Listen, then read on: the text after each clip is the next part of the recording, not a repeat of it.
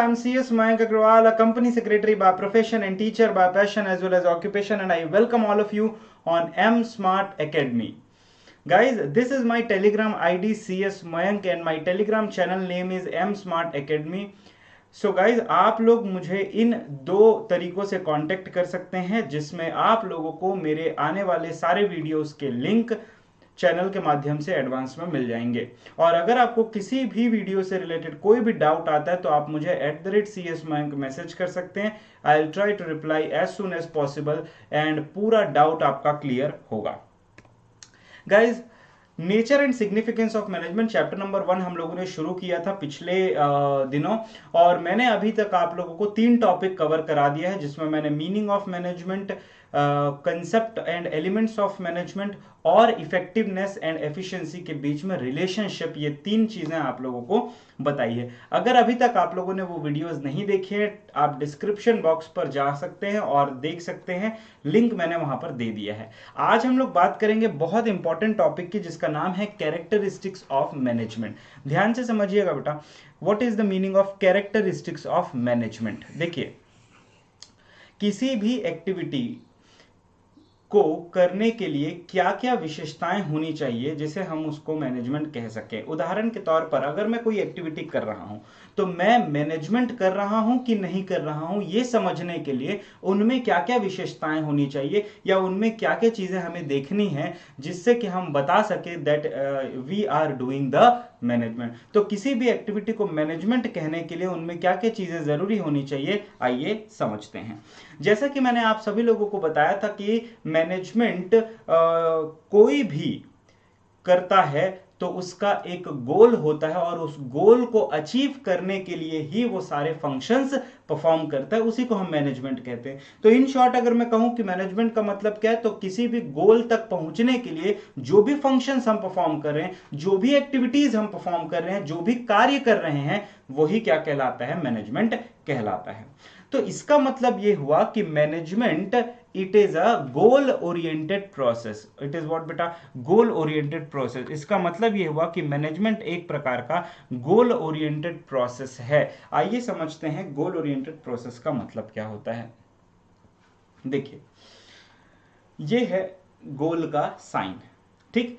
जैसे अर्जुन और द्रोणाचार्य की कहानी आपने जरूर सुनी होगी। जब द्रोणाचार्य ने कहा अर्जुन से कि अर्जुन आप निशाना लगाइए, तो उससे पूछा गया कि आपको पेड़ में क्या दिख रहा है या आपको क्या दिख रहा है। तो अर्जुन ने कहा कि गुरु द्रोण, मुझे सिर्फ और सिर्फ मछली की आंख दिख रही है। इसका मतलब यह है कि अर्जुन का लक्ष्य क्या था, उस मछली की आंख को भेदना।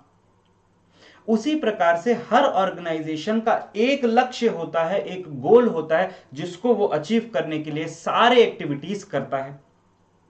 तो इसका मतलब यह है कि हर ऑर्गेनाइजेशन का एक गोल होता है और उस गोल तक पहुंचने के लिए उसे बहुत सारी एक्टिविटीज करनी पड़ती है। It means a management is a goal oriented process. हर ऑर्गेनाइजेशन के कुछ गोल्स होते हैं जिसके लिए वो एग्जिस्ट करती है, जिसके लिए वो काम करती है, और ये रिस्पॉन्सिबिलिटी है पूरे मैनेजमेंट की कि उस गोल तक पहुंचने का प्रयास किया जाए। So every organisation has certain basic goals which are the reason for its existence. उदाहरण के तौर पे मेरा यूट्यूब चैनल एम स्मार्ट बनाने का पर्पस क्या था, ये मेरा एक गोल अभी मैं आपको बताने जा रहा हूं कि मैंने किस लक्ष्य के साथ ये चैनल बनाया। तो गाइज, मेरा लक्ष्य था कि मैं बच्चों को YouTube के माध्यम से हर एक टॉपिक का डिटेल्ड एक्सप्लेनेशन दूं, हर एक वर्ड को प्रॉपरली समझाऊं, सो दैट वीक से वीक स्टूडेंट मेरे वीडियोस को देख के आसानी से चीजों को समझ पाए। ठीक, तो मान लीजिए कि मेरा लक्ष्य है कि मेरे नॉलेज को देश के मैक्सिमम से मैक्सिमम स्टूडेंट्स क्या कर सके, पढ़ के समझ सके। सो हर ऑर्गेनाइजेशन का एक बेसिक गोल होता है जो उसके एग्जिस्टेंस का कारण बनता है। उदाहरण के तौर पर अगर मैं बिजनेस की बात करूं तो मान लीजिए कि एक बिजनेस है जिसका नाम है एम स्मार्ट लिमिटेड। अब एम स्मार्ट लिमिटेड का एक मकसद है कि ज्यादा से ज्यादा गुड्स का सेल करना है, ज्यादा से ज्यादा प्रॉफिट कमाना है इस साल, ये उनका एक लक्ष्य है। अब ज्यादा से ज्यादा मतलब उन्होंने मान लीजिए एक नंबर तय कर दिया कि भाई इस साल हमारे गुड्स जो हैं वो 10 लाख यूनिट बिकने चाहिए, हमको कम से कम इस बार 1 करोड़ रुपए का प्रॉफिट होना चाहिए। कोई भी एक लक्ष्य उन्होंने तय कर लिया। अब ध्यान से समझिएगा, इस लक्ष्य को पूरा करने के लिए जो भी ऑर्गेनाइजेशन की मैनेजमेंट है, जो भी ऑर्गेनाइजेशन में लोग काम कर रहे हैं, वो सभी के सभी किस डायरेक्शन में काम करेंगे, किस तरीके से काम करेंगे, तो वो लोग काम करेंगे उस गोल को अचीव करने के लिए जो ऑर्गेनाइजेशन ने सेट किया है, जैसे 10 लाख यूनिट बेचना या 1 करोड़ रुपए का प्रॉफिट जनरेट करना। I hope it is very clear to all of you. इससे और आसान भाषा में मैं आपको समझाता हूं। 2016 अराउंड में रिलायंस जियो मार्केट में आता है। रिलायंस जियो का आपने नाम सुना होगा, आज सभी लोग रिलायंस जियो यूज कर किए होंगे कभी ना कभी। तो रिलायंस जियो का मार्केट में आने का एक मकसद था, उनका एक लक्ष्य था, उनका एक गोल था। उनका गोल था कि टेलीकॉम सेक्टर में हमें अपनी धाक जमानी है, टेलीकॉम सेक्टर में ज्यादा से ज्यादा मार्केट शेयर किसका होना चाहिए, रिलायंस जियो का होना चाहिए। तो यहां पर देखिए कि रिलायंस जियो का एक गोल था, और वो गोल क्या था, मार्केट शेयर कैप्चर करने का। वो गोल क्या था बेटा, मार्केट शेयर कैप्चर करने का। पहले कुछ टेलीकॉम सेक्टर में कुछ कंपनीज होती थी, अभी भी हैं कुछ, जैसे कि एयरटेल, आइडिया, वोडाफोन, पहले और भी कंपनीज होती थी, टाटा डोकोमो, ठीक है, टाटा डोकोमो, एयरसेल हुआ करता था, ये सारी कंपनीज थी। लेकिन जब जियो आया तो उनका मेन मकसद था कि ज्यादा से ज्यादा सब्सक्राइबर्स हमारे हों, ज्यादा से ज्यादा यूजर्स हमारे हों, ज्यादा से ज्यादा मेरा मार्केट शेयर हो। और इसके लिए उन्होंने क्या किया, इसके लिए मैनेजमेंट ने क्या किया, उन्होंने क्या किया, 1.5 साल तक मुफ्त में सिम बांटे, मुफ्त में 1.5 साल तक रिचार्ज किया, मुफ्त में 1.5 साल तक फ्री सेवाएं दी।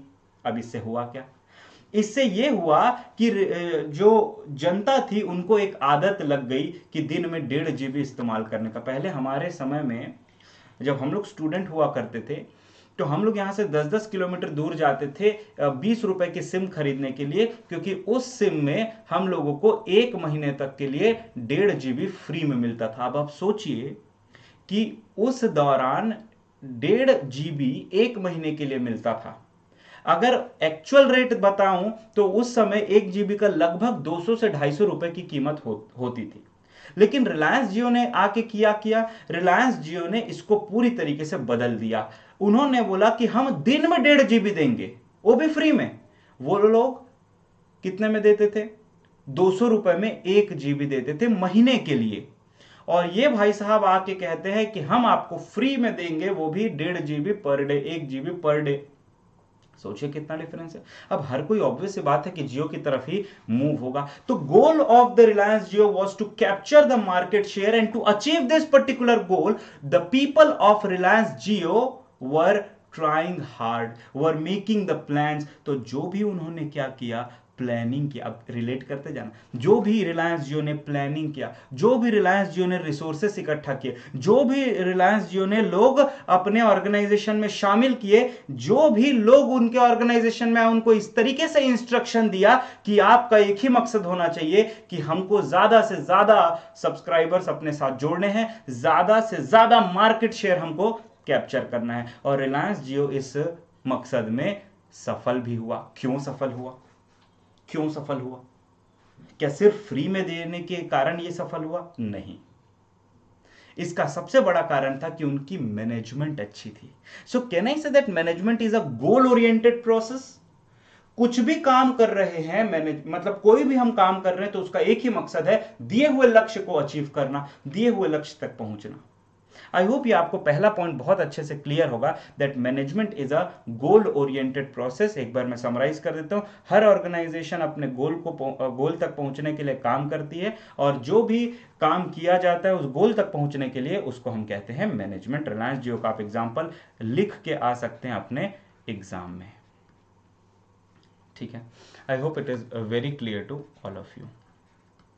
अगला, परवेसिव। अब ध्यान से समझना परवेसिव का मतलब क्या होता है। जब मैंने मैनेजमेंट का कंसेप्ट बताया था तो कुछ मैंने इंपॉर्टेंट पॉइंट्स डिस्कस किए थे, और मैंने कहा था कि ऑर्गेनाइजेशन चाहे छोटी हो या बड़ी, प्रॉफिटेबल हो या नॉन प्रॉफिटेबल, मैन्युफैक्चरिंग हो या ट्रेडिंग, सभी के सभी ऑर्गेनाइजेशन में मैनेजमेंट की आवश्यकता पड़ती ही है। इसका मतलब यह है कि एवरी ऑर्गेनाइजेशन, बिग और स्मॉल, मैन्युफैक्चरिंग और ट्रेडिंग, प्रॉफिट और नॉन प्रॉफिट, रिक्वायर्स मैनेजमेंट। मतलब चाहे ऑर्गेनाइजेशन टाटा इंडस्ट्रीज जैसा बड़ा हो या किसी एक पान की दुकान में एक छोटा सा दुकान उन्होंने खोला हो, सभी में मैनेजमेंट की आवश्यकता पड़ती है। चाहे टाटा स्टील मैन्युफैक्चरिंग कंपनी हो जो स्टील मैन्युफैक्चर करती हो, या फिर कोई एक ट्रेडर जो उस स्टील को बेचता हो, चाहे मैन्युफैक्चरिंग कंपनी हो या ट्रेडिंग कंपनी हो, मैनेजमेंट वहां पर भी आवश्यक है। चाहे प्रॉफिटेबल ऑर्गेनाइजेशन हो जो पैसा कमाने के मकसद से बिजनेस कर रही है, या कोई चैरिटेबल ऑर्गेनाइजेशन हो, दैट इज चाहे वो प्रॉफिटेबल ऑर्गेनाइजेशन हो या नॉन प्रॉफिटेबल ऑर्गेनाइजेशन हो, हर जगह मैनेजमेंट की आवश्यकता पड़ती ही है। और इसका मैंने आपको बताया था कि अगर हम मैनेज नहीं कर पाएंगे तो हम मार्केट में बने नहीं रह सकते हैं। I hope it is very clear. So can I say that management is a universal concept. हर जगह पे हमको मैनेजमेंट की आवश्यकता पड़ती ही है। Management is a universal concept which applies to all types of organization, be it big or small, manufacturing और ट्रेडिंग, प्रॉफिट और नॉन प्रॉफिट, तो हर जगह मैनेजमेंट की आवश्यकता पड़ती ही है।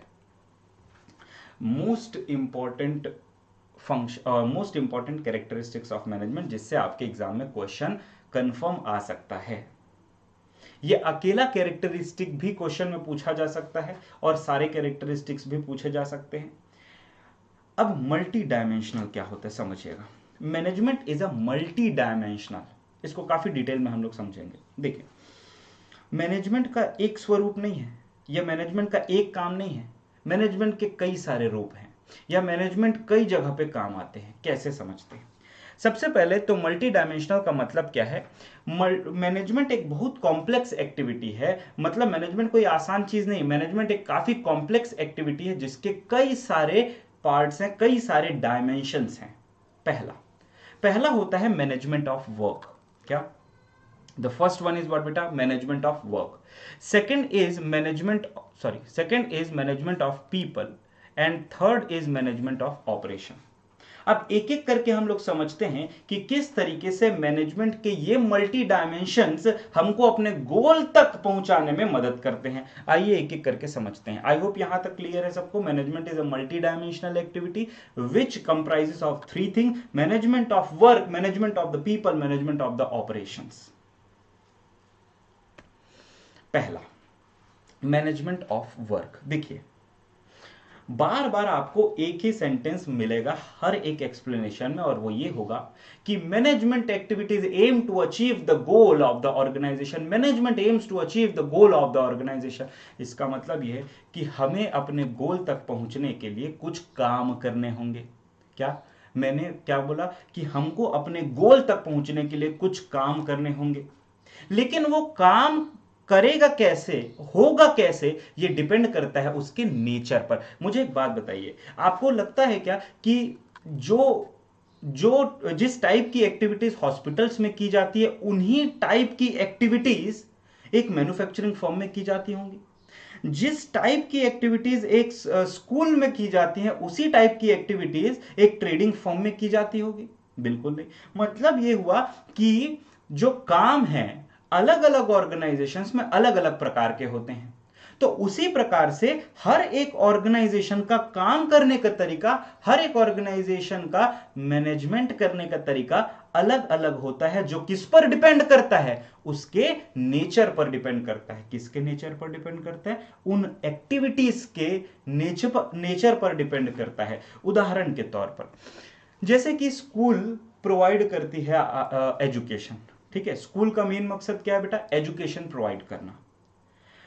तो वहां पर ये जो एक्टिविटीज है वहां स्कूल में क्या क्या टाइप की एक्टिविटीज हो सकती है। सबसे पहला टाइम टेबल बनाना प्रिंसिपल को, ठीक है। फिर हर एक स्कूल हर एक क्लास का सिलेबस टाइमली कंप्लीट करना, ठीक है। हर एक सब्जेक्ट के लिए टीचर्स का अपॉइंटमेंट करना, बच्चों को अच्छी फैसिलिटीज देना। तो स्कूल के ये सारे काम हैं।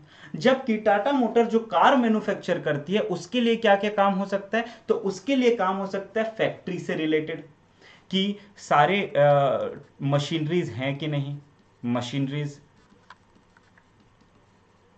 दूसरा, जो भी रॉ मटेरियल्स या पार्ट्स लगते हैं, कंपोनेंट्स लगते हैं, उनको इकट्ठा करना, ठीक। जितने भी टाइप के टेक्नीशियंस है, टेक्निकल पर्सन्स है, उनका अपॉइंटमेंट करना। तो कहने का मतलब यह है कि यहां पर जो मैनेजमेंट है वो स्कूल भी कर रही है और टाटा मोटर्स भी कर रहा है, लेकिन दोनों के काम करने के तरीके में और काम में डिफरेंसेस हैं। लेकिन मैनेजमेंट दोनों ही कर रहे हैं। किस चीज का मैनेजमेंट कर रहे हैं? Management of work. तो मैनेजमेंट ऑफ वर्क में यह समझ में आता है कि काम को कैसे मैनेज किया जाता है। क्या मैनेज किया जाता है? क्या मैनेज किया जाता है? काम मैनेज किया जाता है। अलग अलग ऑर्गेनाइजेशन में अलग अलग प्रकार के काम होते हैं जिसको मैनेज करना होता है मैनेजमेंट ऑफ वर्क से, ठीक है। So management activities aims at achieving the goals of the organisation which depends upon the nature of the activities और the work performed in that organisation. For example, factory goods manufacture करती है, educational institute education provide करती है। आगे बढ़ते हैं। Second is management of people. अभी तो यह पता चल गया कि भाई काम करना है, ठीक है, लेकिन उस काम को करने के लिए लोग भी तो जरूरी हैं। इसका मतलब यह हुआ कि हमें जो भी काम दिया गया है या हमारे पास जो भी काम है उसको करने के लिए लोगों को भी अपॉइंट करना होगा, मतलब लोगों को भी हमारे ऑर्गेनाइजेशन में जोड़ना होगा और उनको भी क्या करना होगा? हैंडल करना होगा, उनको भी मैनेज करना होगा। ऐसा क्यों? किसी भी ऑर्गेनाइजेशन का सबसे वैल्यूएबल एसेट जो होता है वो होता है उसका ह्यूमन रिसोर्स। मुझे उदाहरण के तौर पर टाटा इंडस्ट्रीज ले लो जो एक मैन्युफैक्चरिंग फर्म है, एम स्मार्ट एकेडमी ले लो जो एक एजुकेशनल इंस्टीट्यूशन है, ठीक। टाटा मेमोरियल हॉस्पिटल ले लो, एक हॉस्पिटल है।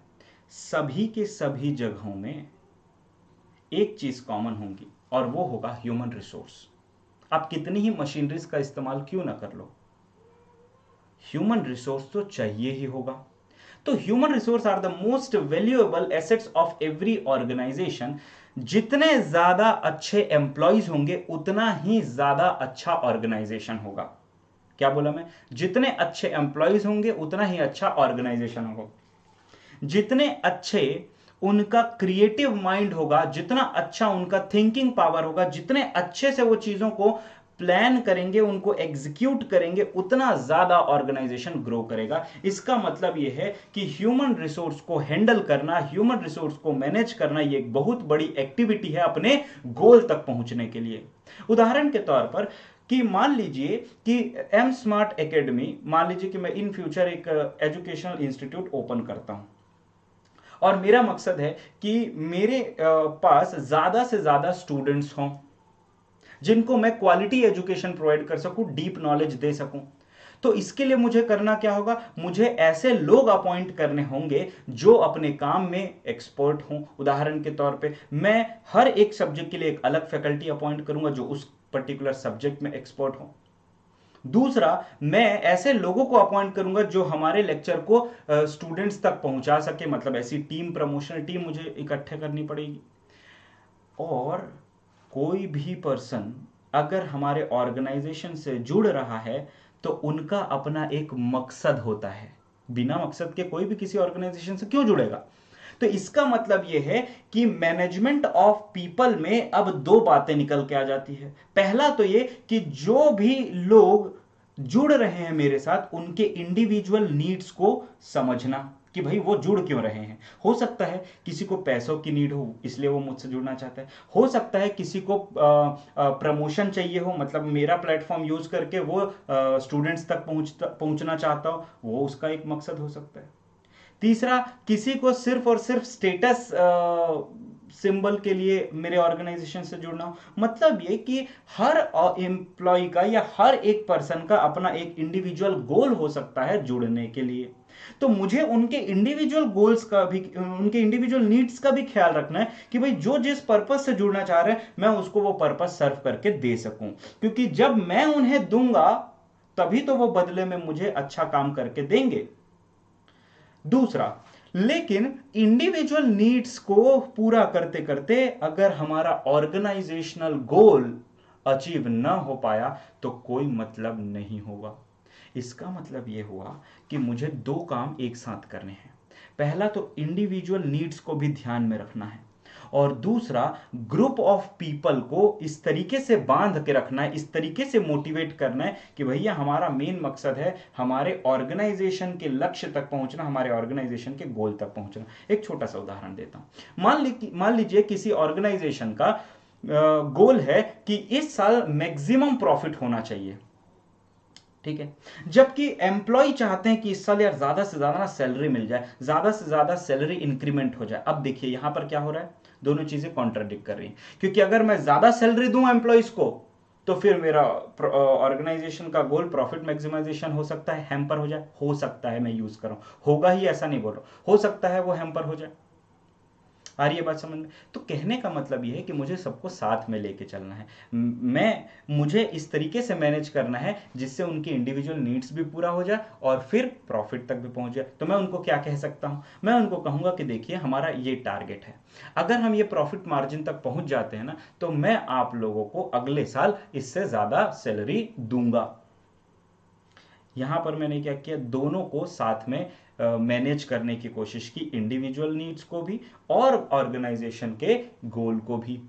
तो management of the people has two dimension, dealing with the employees individual needs and dealing with the group of the people so as to achieve the organisational goals. I hope it is very clear to all of you that how we have to manage the people. Now the next one is management of operation. देखिए हर organisation में ना कुछ sequence होते हैं, कुछ operations होते हैं। Operation का मतलब होता है जो भी इनपुट्स है उसको डिजायर्ड आउटपुट में कन्वर्ट करना। ठीक, कोई भी इनपुट को डिजायर्ड आउटपुट में कन्वर्ट करना, ये एक ऑपरेशन कहलाता है, ये एक प्रोसेस कहलाता है। एक छोटा सा एग्जांपल देते हैं, आपको शायद ज्यादा अच्छे से समझ में आएगा। देखिए सबसे पहला आता है इनपुट, उसमें किया जाता है प्रोसेसिंग, उससे बनता है आउटपुट और फिर हम उसको स्टोर करके रखते हैं। एक उदाहरण समझते हैं, ये है धान, दिस इज व्हाट बेटा, धान, पैडी। ठीक, तो ये है धान, धान इज अ इनपुट सपोज, ठीक है। धान हम लोग खेत से लाते हैं, धान को हम राइस मिल में देते हैं, राइस मिल वाला उसको क्या करता है, प्रोसेसिंग करता है। ठीक, राइस मिल वाला उसको क्या करता है, प्रोसेसिंग करता है, और फिर वो उससे क्या बना देता है, चावल बना देता है, और फिर हम उस चावल को क्या करते हैं, गोडाउन में स्टोर कर देते हैं। गोडाउन में क्या करते हैं बेटा, स्टोर कर देते हैं। इसका मतलब यह है कि ये एक पूरा ऑपरेशन है, ये एक पूरा प्रोसेस है क्या करने का, धान को प्रोसेस करके चावल बना के उसको स्टोर करना। ठीक है, उसको क्या करना बेटा, स्टोर करना। अब समझिएगा ये पूरा प्रोसेस है क्या। हम लोग बाजार जाते हैं, चावल खरीदते हैं, हम लोग बाजार जाके धान तो नहीं खरीदते हैं, लेकिन उस चावल को मार्केट तक पहुंचाने के लिए बहुत सारी एक्टिविटीज करनी होती है। उदाहरण के तौर पर एक पहले तो हम लोग धान परचेस करेंगे, धान के बाद उसमें प्रोसेसिंग किया जाएगा, प्रोसेसिंग करने के बाद चावल बनेगा, चावल को हम लोग अपने गोडाउन में स्टोर करेंगे, उस गोडाउन से फिर हम लोग पूरे जितने भी डिस्ट्रीब्यूटर्स हैं, जितने भी लोग जो चावल को बेचते हैं उन तक ये पहुंचाएंगे। इसका मतलब we are doing the management of operation. इनमें से एक भी एक्टिविटी अगर अच्छे से नहीं होता है तो हमारा जो मेन मकसद है चावल मार्केट तक पहुंचाने का, वो पूरा नहीं हो पाएगा। Are you getting my point? So यहां पर कहने का मतलब यह है कि हर एक प्रोसेस को हर एक ऑपरेशन को बहुत अच्छे से मैनेज करने की आवश्यकता है।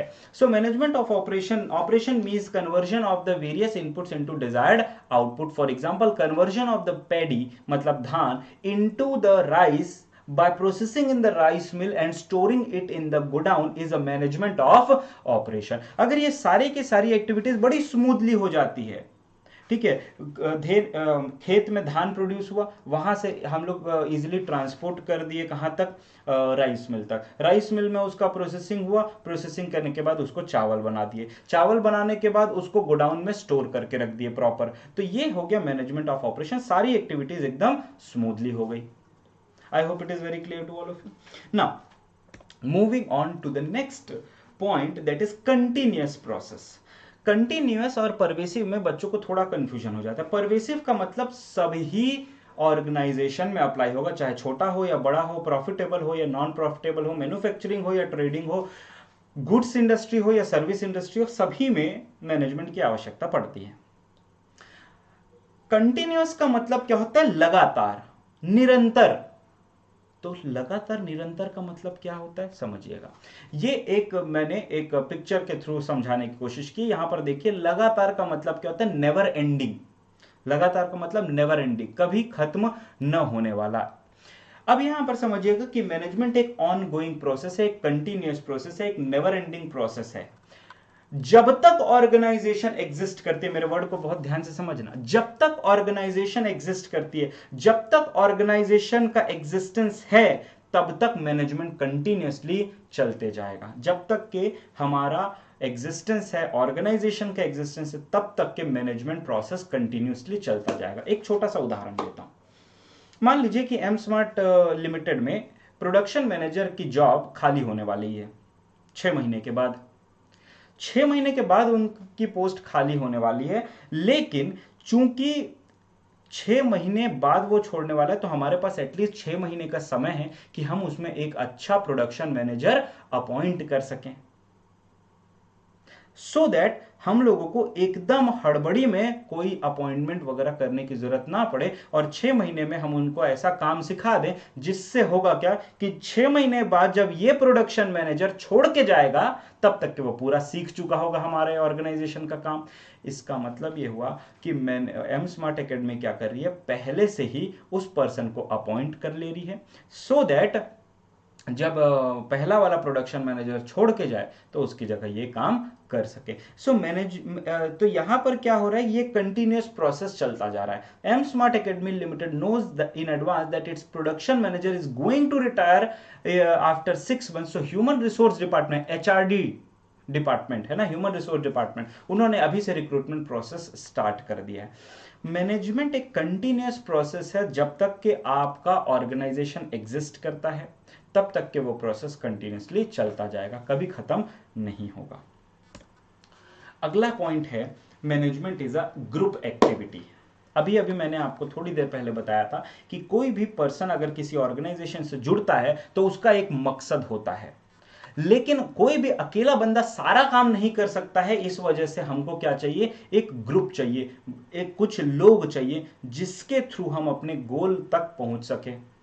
ठीक. सो मैनेजमेंट इज व्हाट बेटा, management is a group activity. सभी लोग मिल के काम करेंगे तब हमारा ये जो गोल है ये क्या हो पाएगा, ये गोल अचीव हो पाएगा. सो एवरी एम्प्लॉय और every person in the group has its own roles and responsibility. सबके अपने अपने क्या होते हैं, काम होते हैं, और ये सभी लोग जब मिलके किसी भी किसी भी गोल तक पहुंचने के लिए काम करते हैं तो हम उसको क्या कहते हैं, that management is a group activity. Management is a work which is performed by the team. It means it is a team work rather than the individual activity. इसका मतलब यह है कि हम अपने ऑर्गेनाइजेशनल गोल तक इजीली पहुंच सकते हैं अगर हम पूरे ग्रुप के एफर्ट्स को कंबाइन कर दें. सो organizational goals can be easily and effectively achieved by the group efforts rather than the individuals. एक छोटा सा एग्जांपल देता हूं, जैसे महेश है, ठीक है, मान लीजिए कि एक महेश है. महेश इंडिविजुअली 100 यूनिट मोबाइल का प्रोड्यूस करता है 2 महीने में, ठीक है. तो 2 महीने में महेश अकेला 100 यूनिट्स ऑफ मोबाइल परचेस करता है. जबकि अगर मैं 10 एम्प्लॉइज को इकट्ठा कर लूं या 10 लोगों को अपॉइंट कर लूं तो वो सभी के सभी मिल के 100 मोबाइल एक महीने में ही प्रोड्यूस कर लें। एक आंकड़ा है, अब इसमें गणित मत बिठाते रहना। अगर एक पर्सन 100 यूनिट 2 महीने में कर रहा है तो 10 एम्प्लॉयज 100 मोबाइल कितने महीने में करेंगे। एक एग्जांपल दे रहा हूं कि यहाँ पर महेश इंडिविजुअली जितना यूनिट्स प्रोड्यूस करता है एक पर्टिकुलर पीरियड ऑफ टाइम में, उससे ज़्यादा हम उतने ही पीरियड में ज़्यादा अचीव कर सकते हैं, ज़्यादा प्रोडक्शन कर सकते हैं अगर हम ग्रुप को अच्छे से डायरेक्ट करें, ग्रुप एक्टिविटी को फोकस करें। ठीक है, अगला है management is a dynamic function. Now what is the meaning of dynamic? Dynamic का मतलब होता है जो हमेशा चेंज होते रहता है। मुझे एक बात बताइए, आज से 10 साल पहले बिजनेस करने का तरीका और आज बिजनेस करने का तरीका क्या सेम है? तो आप कहोगे नहीं सर, 10 साल पहले हम जिस तरीके से बिजनेस करते थे आज उससे बिजनेस करने का तरीका बिल्कुल ही बदल चुका है। एक उदाहरण देता हूं, पहले ऑफलाइन कोचिंग इंस्टीट्यूट बहुत ज्यादा चलती थी, ऑफलाइन कोचिंग इंस्टीट्यूट, ऑनलाइन बहुत कम हुआ करती थी। तो ऑफलाइन कोचिंग इंस्टीट्यूट में हम फेस टू फेस पढ़ाई करते थे, लेकिन आज के ज़माने में आप मोबाइल और लैपटॉप की मदद से, इंटरनेट कनेक्शन की मदद से मेरा लेक्चर देश के अलग अलग कोने में बैठ के देख रहे हो। इसका मतलब यह है कि अगर कोई ऑर्गेनाइजेशन अब ऑफलाइन से ऑनलाइन की तरफ नहीं गया तो वो ज़्यादा समय तक मार्केट में एग्जिस्ट नहीं कर पाएगा। सिमिलरली कोई भी ऑर्गेनाइजेशन अगर समय के साथ नहीं बदलता है तो वो धीरे धीरे ऑर्गेनाइजेशन खत्म होने लगेगा। एक उदाहरण के तौर पर सोचिए कि कोविड-19 सिचुएशन के पहले अगर कोई ऑनलाइन में नहीं आना चाहता था तो अब उसको मजबूरन ऑनलाइन में आना पड़ेगा, क्योंकि आज की डेट में जब लॉकडाउन की सिचुएशन है तो सभी लोग घर पे ऑनलाइन चीजें मंगा सक रहे हैं। I hope you are getting my point. दूसरी चीज ये कि एक रियल लाइफ की अगर मैं बात करूं तो नोकिया का एक बेस्ट एग्जांपल है। Nokia used to be the leading mobile manufacturer and seller of the world, लेकिन समय के साथ उन्होंने अपने टेक्नोलॉजी में बदलाव नहीं किया और धीरे धीरे जब एंड्रॉयड आया तो एंड्रॉयड ने क्या किया, पूरे मार्केट में कैप्चर कर लिया। हालांकि नोकिया की स्टोरी कुछ अलग है, मैं आगे आपको बिजनेस स्टडीज के लेक्चर्स में बताऊंगा नोकिया एक्चुअली में बर्बाद क्यों हुआ, उसके बर्बाद होने का क्या कारण था, सारे कुछ प्रैक्टिकल केस स्टडीज की मदद से हम लोग आगे पढ़ेंगे। सो मैनेजमेंट एक डायनामिक फंक्शन है। इसका मतलब यह है कि मैनेजमेंट को अपना ऑब्जेक्टिव चेंज करते रहना चाहिए according to the environmental conditions. ठीक है, अगर कोई मान लो अपने जैसे फिजिकल ऑफलाइन कोचिंग इंस्टीट्यूट, अगर वो अपने बात में अड़ा रहा, नहीं मैं तो कभी जिंदगी में ऑनलाइन नहीं आऊंगा, मैं ऑनलाइन पढ़ाऊंगा ही नहीं, तो होगा क्या कि वो धीरे धीरे बर्बाद हो जाएगा, धीरे धीरे खत्म हो जाएगा। ठीक है, तो कहने का मतलब यह है कि जो टाटा जो भी ऑर्गेनाइजेशन है उसको अपने गोल में समय के साथ साथ बदलाव करते रहना चाहिए, अपने एक्टिविटीज में समय के साथ चेंजेस लाते रहना चाहिए। अगर नहीं लाता है तो वो खत्म हो जाएगा। So management is a dynamic function which has to be performed in the changed condition. ठीक, टाटा मोटर्स ने अब टाटा मोटर्स जो पहले गाड़ियां बनाती थी ना वो एकदम अलग क्वालिटी की बनाती थी, और आज जो गाड़ियां बनाती है वो एकदम बेहतरीन क्वालिटी की बनाती है। क्यों? क्योंकि उन्होंने अपने अपने जो कार हैं या अपने जो भी प्रोडक्ट्स हैं उसमें बहुत सारे चेंजेस किए। उन्होंने सेफ्टी के ऊपर बहुत ज़्यादा ध्यान दिया, उन्होंने बिल्ड क्वालिटी पर बहुत ज़्यादा ध्यान दिया और कम से कम कॉस्ट में ज़्यादा से ज़्यादा फीचर देने की कोशिश की, और उससे वो अपने कॉम्पिटिटर्स को डिफीट करते गए। ठीक है, so Tata motors an automobile company made a major changes in its build quality and safety features of the car, and that is why they are able to defeat the competitors. Next one is intangible. Intangible का मतलब क्या होता है? Intangible का मतलब होता है जिसको हम छू नहीं सकते, देख नहीं सकते, उसको हम क्या कहते हैं? Intangible। अभी समझिएगा, इसका एक बेस्ट उदाहरण देता हूं। जैसे कि किसी कंपनी का तो नाम नहीं लूंगा मैं, जैसे कि आप किसी प्राइवेट कंपनी में फोन लगाते हैं तो प्राइवेट कंपनी में जब आप फ़ोन लगाएंगे तो आपसे वो बहुत अच्छे से बात करेंगे, आपकी प्रॉब्लम को समझेंगे, आपसे बड़े प्यार से बात करेंगे और आपको बहुत अच्छे से सॉल्यूशन देंगे। अगर आप उनके ऑफिस में जाते हैं तो आप वो उनको बिठाएंगे, बोले बैठिए सर क्या लेंगे, चाय पानी, कॉफ़ी, ठंडा, तो ये इस तरीके से वो ट्रीट करते हैं। वहीं आप किसी सरकारी दफ्तर में चले जाइए, सरकारी दफ्तर में जाते ही आप ये प्रण ले लेंगे कि दोबारा इस ऑफिस में आने की नौबत ना पड़े। ये रियलिटी है, क्योंकि मैं खुद फेस कर चुका हूँ। ठीक है, मैं अपने कार का इंश्योरेंस करवाने के लिए 2-3 इंश्योरेंस कंपनी में गया था। मैंने ऑनलाइन परचेज किया और उससे पहले मैं ऑफलाइन पर भी ऑफिसेस में गया, प्राइवेट इंश्योरेंस कंपनी में भी गया और गवर्नमेंट इंश्योरेंस कंपनी में भी गया। दोनों की हालत अलग अलग थी, दोनों की चीज़ें अलग अलग थी। क्या हम ये कह सकते हैं कि दोनों में जो मेजर डिफरेंस है वो मैनेजमेंट का डिफरेंस है? प्राइवेट कंपनी के मैनेजमेंट ज़्यादा अच्छे होते हैं, प्राइवेट कंपनी ज़्यादा कस्टमर को वैल्यू देती है, ज़्यादा अच्छे से ट्रीट करती है, जबकि जो पब्लिक कंपनी है वो बिल्कुल ठीक से ट्रीट नहीं करती है। इसका मतलब ये कि भले ही आप किसी चीज़ को छू नहीं सक रहे हो, लेकिन आप महसूस कर सकते हो कि हाँ यार, प्राइवेट कंपनी का ना मैनेजमेंट बड़ा अच्छा है, पब्लिक कंपनी या गवर्नमेंट कंपनी का मैनेजमेंट अच्छा नहीं है। तो आप देख के ही क्या कर रहे हो, समझ रहे हो। Are you getting my point? So this is one of the reason that we can say management is an intangible. Management functions cannot be easily cannot be physically seen or touched, but its presence can be felt in the form of result. अब इसका क्या मतलब हुआ, देखिए, management को आप छू नहीं सकते हो, मैनेजमेंट को आप देख भी नहीं सकते हो, लेकिन मैनेजमेंट को आप महसूस कर सकते हो। किस तरीके से? रिजल्ट के फॉर्म में। उदाहरण के तौर पर ध्यान से समझिएगा, दो ऑर्गेनाइजेशन है, एक है मान लीजिए कि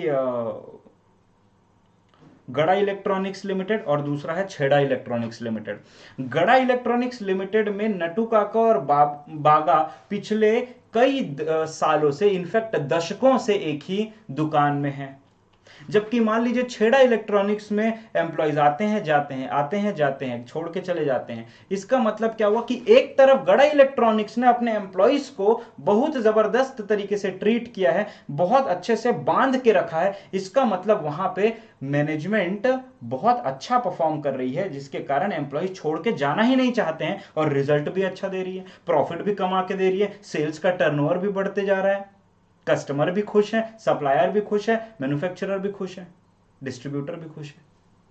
गड़ा इलेक्ट्रॉनिक्स से सभी लोग खुश हैं। क्यों? क्योंकि उनका मैनेजमेंट अच्छा है। जबकि छेड़ा इलेक्ट्रॉनिक्स में कुछ एक एम्प्लॉय आता है, कुछ दिन काम करता है, चला जाता है, आता है चला जाता है, आता है चला जाता है। इसका मतलब वहां का मैनेजमेंट ऑफ पीपल खराब है छेड़ा इलेक्ट्रॉनिक्स का, जबकि गड़ा इलेक्ट्रॉनिक्स का मैनेजमेंट ऑफ पीपल काफी अच्छा है। I hope you are getting my point that management is intangible. It can not be seen or touched, but it can be felt with the help of results. ठीक, I hope you all have understood this particular topic, characteristics of management. Objectives of management हम लोग अगली class में करेंगे, जिसमें मैं आप लोगों को बताऊंगा कि मैनेजमेंट के क्या क्या ऑब्जेक्टिव्स होते हैं। तो अगर आप ऑब्जेक्टिव्स ऑफ मैनेजमेंट देखना चाहते हो तो अगले वीडियो को ज़रूर फॉलो कीजिएगा। और अगर आप नोटिफिकेशन चाहते हैं मेरे सारे वीडियोस का, तो आप ये टेलीग्राम चैनल पर जुड़ जाइए। मेरे टेलीग्राम चैनल का नाम है एम स्मार्ट एकेडमी। सर्च करने में अगर दिक्कत होती है या नहीं जुड़ पाते हैं तो आप मुझे टेलीग्राम पे मैसेज कर सकते हैं। मेरा टेलीग्राम आईडी है CSMAYANK। अभी तक जो 3 वीडियोस बनाए हैं उसमें मुझे बहुत ज़्यादा प्यार मिला आप सभी से, बहुत अच्छे अच्छे कमेंट्स मिले, बहुत अच्छा फीडबैक मिला, और कुछ रिव्यू भी मिले कि जैसे कि सेकंड वीडियो में सर थोड़ा सा जो रेजोल्यूशन था उसको ठीक कर दीजिए। तो आप देखिए मुझसे बिल्कुल फ्री होके बात कर सकते हैं। जो भी प्रॉब्लम है, जो भी सजेशन है, आप मुझे बिल्कुल दे सकते हैं। कोई भी डाउट हो उसके लिए आप मुझे टेलीग्राम पर मैसेज कर सकते हैं। I would really be happy to help you guys. So इस चैनल को सपोर्ट करते रहिए और फॉलो करते रहिए और भी वीडियोस के लिए। Thank you so much guys for patiently listening me. Bye bye, मिलते हैं नेक्स्ट वीडियो।